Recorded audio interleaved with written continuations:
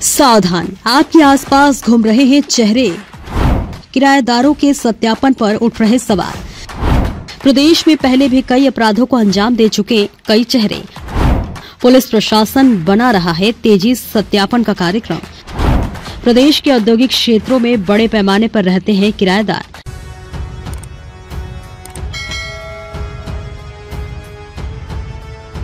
दिल्ली के लाल किला विस्फोट में इस्तेमाल हुई संदिग्ध कार का हरियाणा से जुड़ाव खुलने के बाद प्रदेश की सुरक्षा व्यवस्था और खास तौर पर किराएदारों की पुलिस सत्यापन प्रणाली पर बड़े सवाल उठ खड़े हुए हैं। पुलिस के पास अधिकांश जिलों में न तो कोई किराएदार का समेकित रिकॉर्ड है, न ही मकान मालिकों की ओर से सत्यापन करवाने की प्रवृत्ति दिखती है।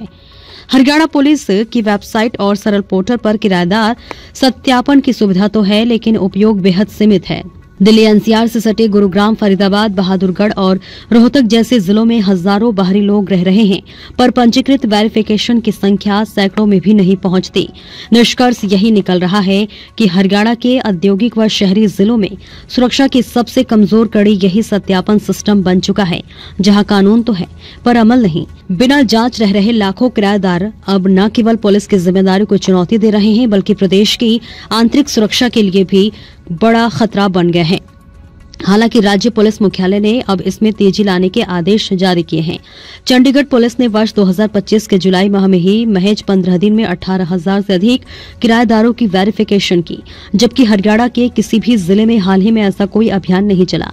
कई थानों में फॉर्म जमा कराए जाते हैं, पर उनका डिजिटलीकरण तक नहीं हुआ। सुरक्षा विशेषज्ञों ने चेतावनी दी है कि दिल्ली एनसीआर की सीमाओं पर यह लापरवाही किसी बड़े हादसे की भूमिका बन सकती है। हिसार में 10,000 पीजी रहवासी पुलिस रिकॉर्ड में नाम मात्र। हिसार शहर में 400 से अधिक पीजी चल रहे हैं, जिनमें 10,000 से ज्यादा युवा रह रहे हैं। पुलिस के पास वेरिफिकेशन के नाम पर कुछ दर्जन आवेदन ही हैं। सितंबर में किराए के मकान में रह रही एक छात्रा ने 68 वर्षीय महिला पर हमला किया था। बाद में पता चला कि उसकी कोई वेरिफिकेशन नहीं थी। बहादुरगढ़ में औद्योगिक शहर में 2 लाख बाहरी लोग रिकॉर्ड हैं। नहीं, दिल्ली से सटे इस औद्योगिक क्षेत्र में 2 लाख से अधिक किराएदार व मजदूर रहते हैं। धमाके के बाद पुलिस ने गांव में मुनादी कराई है। पर्चा अजनबी अभियान भी चलता रहा है, लेकिन अधिकांश रिपोर्टें संबंधित राज्यों से नहीं आती। डीसीपी मयंक मिश्रा ने कहा कि अब इस प्रक्रिया को प्राथमिकता से लागू किया जाएगा। टीमें एरिया में जाकर पड़ताल में जुट गई हैं।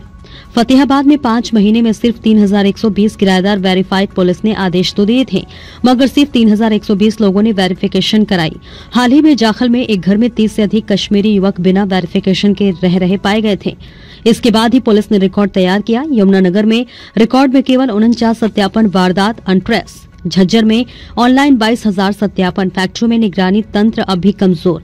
झज्जर में ऑनलाइन प्रक्रिया से 22,000 किराएदारों की वेरिफिकेशन हुई है, लेकिन फैक्ट्रियों, अस्थायी मजदूर कॉलोनियों में रहने वालों का कोई रिकॉर्ड नहीं है। डीसीपी क्राइम अमित दहिया ने इसे प्राथमिकता में रखा है। चरखी दादरी में जांच अभियान शून्य। 5,000 किराएदारों से प्रशासन अनजान। यहां किसी भी किराएदार की औपचारिक वेरिफिकेशन नहीं है। पुलिस का कहना है कि मकान मालिक केवल चरित्र प्रमाण पत्र लेकर संतुष्ट हो जाते हैं, लेकिन थानों को कोई सूचना नहीं देते। भिवानी में रिकॉर्ड में क्राइम ही बढ़ा। भिवानी में स्थिति बेहद चिंताजनक है। पुलिस रिकॉर्ड में सिर्फ 20 वेरिफिकेशन है, जबकि हजारों बाहरी लोग रह रहे हैं, जिनमें 10% ही जांच के दायरे में। शहर के रघुनगर, अर्बन एस्टेट और श्यामनगर जैसे इलाकों में किराएदारों की भरमार है, पर वेरिफिकेशन केवल 10% ही हुई है। रोहतक में 62 का ही सत्यापन। यहां 2 बार सालाना अभियान चलता है, पर सिर्फ 62 मकान मालिकों ने वेरिफिकेशन कराई है। अगस्त में नेपाल की नौकरानी ने परिवार को बंधक बनाकर 45 लाख रुपए की लूट की थी, वह भी बिना वेरिफिकेशन रखी गई थी। करनाल, पानीपत, अंबाला व्यवस्था नाम मात्र की। करनाल में न तो कोई जागरूकता कार्यक्रम हुआ, न ही डाटा मौजूद है। पानीपत में पूरे साल में सिर्फ 60 वेरिफिकेशन हुई। अंबाला में फीस तय है, लेकिन लोग आगे नहीं आते।